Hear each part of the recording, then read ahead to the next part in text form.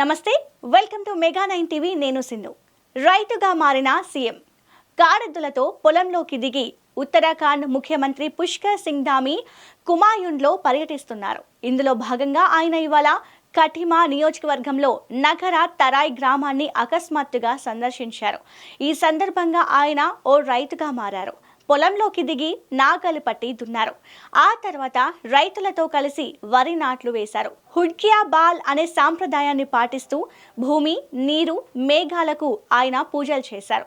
ఇందుకు సంబంధించిన ఫోటోలను సీఎం ధామీ తన సోషల్ మీడియా అకౌంట్లో షేర్ చేశారు.